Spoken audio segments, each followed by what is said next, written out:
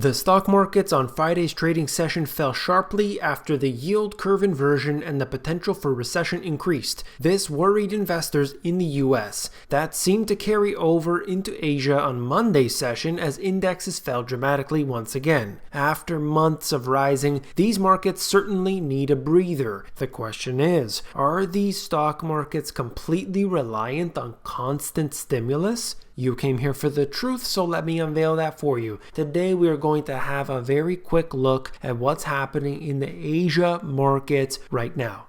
Here you can see on the right hand side the sea of red. You are looking at the top three, which is the S&P, Nasdaq, and the Dow Jones. That is as of Friday's trading session. I covered this already, but if you look down a few, you will see the Japanese stock market, which basically fell off a cliff, down as of this recording 678 points. The Chinese stock markets are down heavily as well. You can see the VIX index actually being extremely low at this time, although it has come up somewhat. But of course, as long as the Federal Reserve is there with their admitted short position on the VIX, we will see this number continue to decline overall. We saw how much of a problem that was through 2017, then into January 2018. That was the easiest trade you could possibly make, was to short the VIX, and everybody was doing it until it broke in late January, and that caused a big upheaval in the markets. So anyway, we're looking here at what has happened. I'll break it down a little further. I got this article out of CNBC I wanted to show you. Stocks in Asia plummet amid recession fears. Japan falls more than 3%.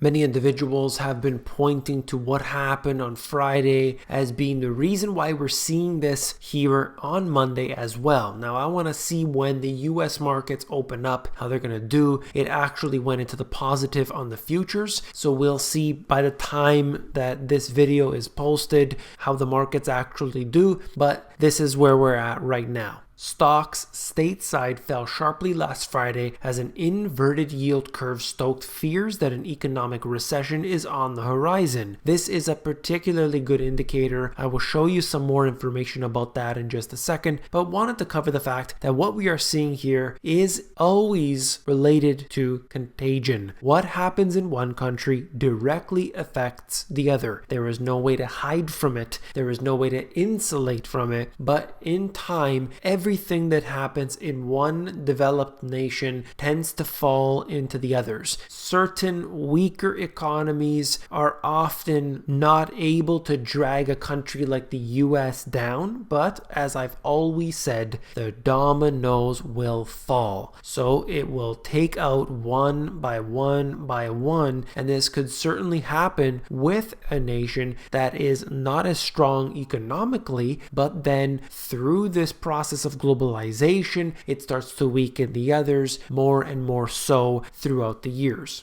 Further along in this article, they talk about the fears of a recession. In the first paragraph, they speak of disappointing economic data released on Friday out of Europe, coupled with a downgraded economic outlook from the Fed added to those concerns. We have seen Germany, Italy, and just about every other country in Europe weakening to one degree or another. This has been a constant and never-ending cycle of recessions and downturns within Europe, and it doesn't look like there's any resolution to that. They have committed to quantitative easing, and yet there has been no progress made whatsoever. The spread between the 3-month Treasury bill and the 10-year note went negative on Friday for the first time in more than a decade. Investors consider this to be a signal that a recession may be coming soon.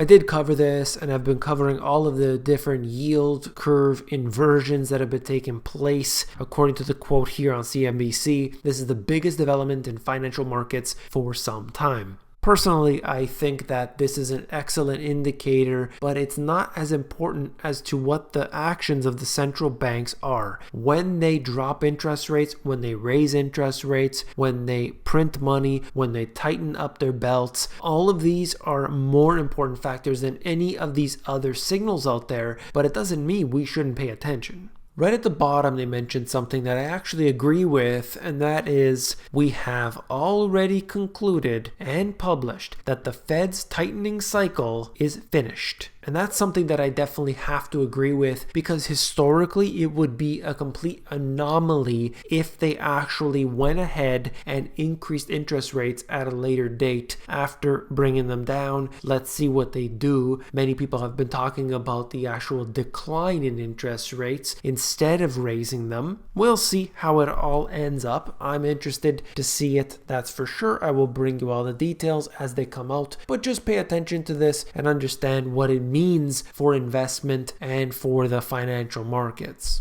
As economic relationships go, the yield curve has a good track record. You can see the data below going back to 1982. Per the chart, using this series over recent history, the yield curve inverts before a recession reliably with no false positives. That's an impressive record. Imagine that. Every single time there's a recession, this happened before it. And that tells you something about what we just witnessed. Many people don't think that's the case. This time is different. I hear it all the time, but of course that's not the case. But the only thing we don't know right now is when. Nobody knows when, but we know that that is a signal that a recession is going to happen at some point in the future. That's not going to help us obviously in a way, but at least it tells us that this is a cycle that is repeating. Note that there is a lagged relationship here. Recession historically occurs 6 to 18 months after inversion, so today's yield curve suggests a fair chance of a 2019 to 2020 recession. I don't think anybody is necessarily denying that there's going to be a recession in the future, but when is really the talk of the town right now.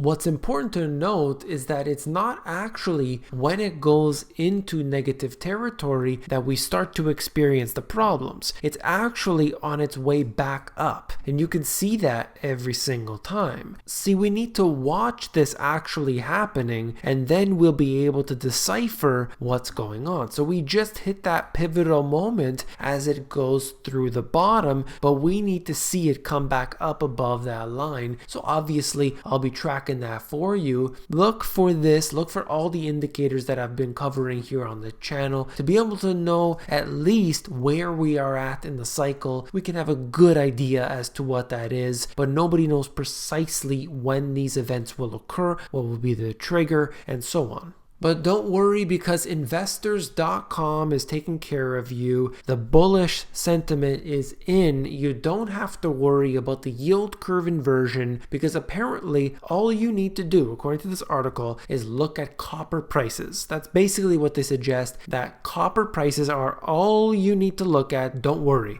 Well, I mean, when I see things like this, it's just ridiculous. All the indicator is something to let you know that we're falling in line with cycles that repeat over and over again. It doesn't mean there's a recession tomorrow. It doesn't mean that there is a recession in the next few months. Nobody knows the timing. All it does is tell you about the cycles. Copper prices are a great indicator. I'm not denying that. I've shown you it here on the channel, but people need to realize what they're seeing here. It's just another indicator. But of course, these articles here are always good for a chuckle, and I like to read them just to see what the typical investor has in mind right now, so that I could put myself in check and make sure that I stay on the right path. Well, I'm going to end the video there. I wanted to keep it short, wanted to keep it simple. I hope that you found it informative. If you did, please give me a like on this video. I do appreciate that very much. Last but not least, if you want the financial education you were not taught in school, these two books have everything you need. I talk about everything from the foundation, the asset classes, making money, a lot of detail in here. Check them out at the link in the description. If you want the audiobook, you can get that at themoneygps.com.